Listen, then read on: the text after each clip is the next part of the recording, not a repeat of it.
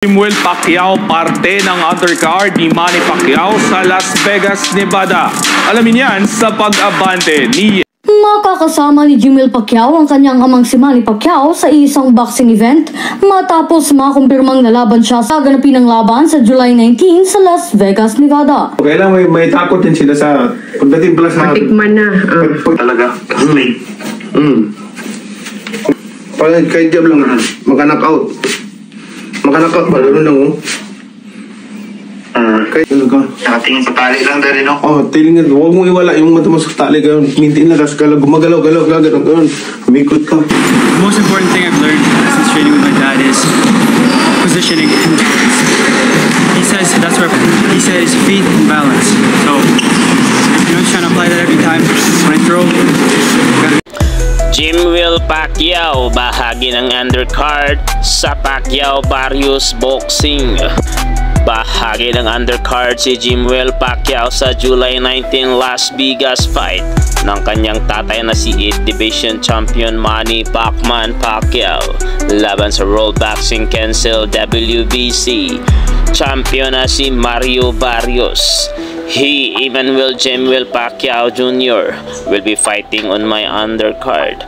Pagkumpirma ni Manny na dumating na sa Amerika para dumalo sa kanyang induction sa International Boxing Hall of Fame at upang plantsahin na ang mga detalye sa nilulutong bakbaka nila ni Barrios. May kartadang 6 wins at 4 losses. Ilang taon nang nakabase sa Amerika si Samuel at sumasailalim sa training sa wildcard gym ni Coach Brady Rhodes. Kinumpirma ng Viva Promotions, minamanage ni MP Promotions Chip Shane Gibbons ang pagsabak ni Samuel bilang undercard sa laban ng kanyang airpad. Pacquiao Jr. to be featured on Pacquiao Barrios card. Upon arrival, sports reporter Ailey Sickbatch inquired about the likelihood of a specific fighter being featured on Manny Pacquiao's undercard, to which Pacquiao responded, "A historic boxing event is set to unfold on July 19th in Las Vegas, Nevada, as father and son are slated to compete on the same card."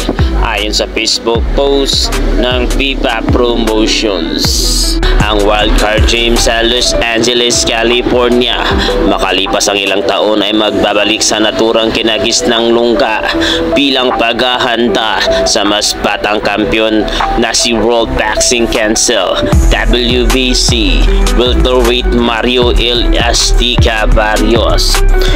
Walang sinasayang na oras at panahon ang 46 anyos na Filipino boxing legend na nag-uumapaw ang kagustuhang muling makamit ang korona pabalik ng Pilipinas sa kanyang comeback professional fight na itinakda sa Hulyo 19 na layuning burahin ang kanyang naunang tala na oldest boxer na nagwagi ng titulo sa 147 pounds noong Hulyo 20, 2019 laban kay Kate One-Time Thurman para sa World Boxing Association Super Welterweight sa MGM Grand Arena sa Las Vegas, Nevada.